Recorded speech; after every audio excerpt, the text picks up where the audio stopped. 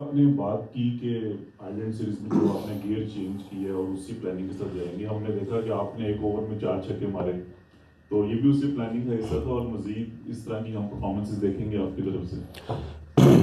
देखें वो उसमें हमने जो है वो अपना माइंडसेट चेंज किया, क्योंकि पहले मैच के बाद देखें उसके बाद हमने डिस्कशन की कि हमने किस तरह की क्रिकेट खेलनी है। तो उसके बाद हमने जो है वो प्लान जो अपना वे ऑफ प्लेइंग का वो जो है वो स्टाइल थोड़ा चेंज किया। डिपेंड करता है, देखें सिचुएशन क्या डिमांड कर रही है, हम उसको भी फॉलो अप कर रहे हैं। ये नहीं कि आप जाके सिर्फ जो है वो छिक्के चौके मारें, क्योंकि सब लोगों को ये है कि हम छिक्के चौकों पे ही रहें, लेकिन उसमें हम जो है वो बीच में आप जो सिंगल डबल्स भी हैं वो मैटर करती हैं। उसमें भी अगर आपने 12 या 13 की रन रेट आपने अचीव करना है तो आप एक बाउंड्री, दो बाउंड्री और साथ उसके साथ सिंगल डबल पे भी आप अचीव कर सकते हैं। तो ये मेरे ख्याल से ये एक अच्छा स्टेप है और ये हम इसको काफ़ी देर से कर रहे थे। एग्जीक्यूट जो हमने पिछली सीरीज़ में किया उसमें हेल्प मिली, तो इससे एक डिफरेंट आपको कॉन्फिडेंस आता है। जब आप कोई चीज़ को अचीव करते हैं तो उस पर थोड़ा सा टाइम लगता है as a team, as a player. तो उसको हमने डेवलप किया और उसमें सिर्फ प्लेयर को मैसेज ये किया कि आप अपना जाके इस चीज़ को फॉलो करें, इंशाल्लाह रिज़ल्ट मिलेंगे और वो हमें मिलें और इंशाल्लाह इसको हम कंटिन्यू करेंगे। देखें जहाँ तक आपने वो 6 की बात की है उसमें सिचुएशन ऐसी थी, डिमांड जो थी वो सिचुएशन डिफरेंट थी।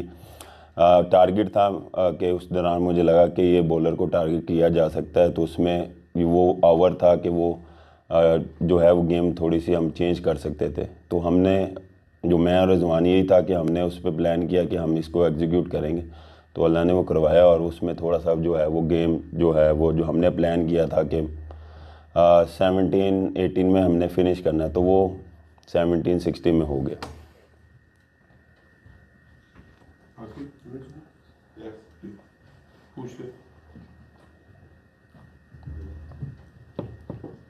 कप्तान, दो तीन चीज़ें थी। एक तो आप लोग तजर्बे करते चले आ रहे थे कि वर्ल्ड कप स्क्वाड की मेकिंग है, तो क्या ओपनिंग पेयर हम ये अखज़ कर सकते हैं कि सेट हो गया है? हाँ देखें अब जो है वो आपने आयरलैंड में भी देखा कि इतने एक्सपीरियंस या तजर्बे हमने नहीं किए। हमने वही लाइनअप खिलाई है जो आगे हम सोच रहे हैं, जो वर्ल्ड कप में भी हमने सोचना है, जो हम प्लान करें कि किस कम्बिनेशन के साथ जाना है वो हम सोच रहे हैं। और हमने ऑलमोस्ट डिसाइड कर चुके हैं कि किस कम्बिनेशन के साथ जाएंगे, क्या बैटिंग लाइनअप होगी, क्या बॉलिंग लाइनअप होगी। तो वो आपको इस सीरीज़ में नज़र आएगा कि हम किस प्लानिंग के साथ जा रहे हैं। हाँ एक आधा आपको चेंज कंडीशंस के हिसाब से आप करते हैं कि क्या रिक्वायर्ड है कंडीशन और किस तरह हमने चलना है, तो वो इंशाल्लाह आपको मैचेस बाय मैचेस नज़र आते रहेंगे। अब जानना ये था कि आप वन डाउन पे होंगे या ओपनिंग स्लॉट पे होंगे? सर वे आप कल का तक वेट करें, मोस्टली मैं वन डाउन पे ही हूँगा। ओके।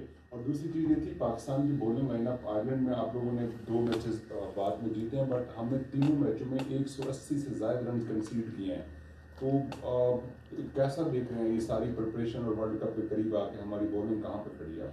देखें सर बात फिर वही है कि ऑन द डे आप को कभी कभार आपको मार भी पड़ जाती है, कभी आप उसमें आप ये भी देखें कि अगर 2 बॉलर्स को मार पड़ी, एक ने आपको आके ब्रेक थ्रू दिलवाया, एक ने आपको जो है उस दौरान आपको जो उनकी जो जहाँ पे हमें लग रहा था कि वो 200 कर जाएंगे या 210 कर जाएंगे, हमने स्ट्रिक किया।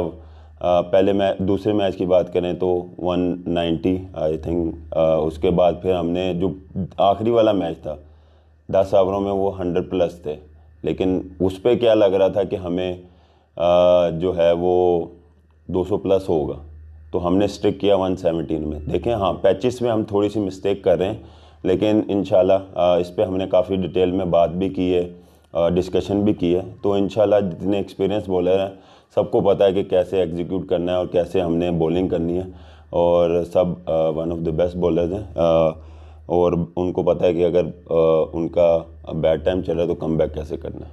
आखिरी चीज़, इंग्लैंड के साथ अब सीरीज शुरू होने जा रही है। ओवरऑल जो पिछले 1.5-2 महीने की जर्नी थी, उसके बाद अब पाकिस्तान टीम जो है उसको आप ओवरऑल कैसा देख रहे हैं?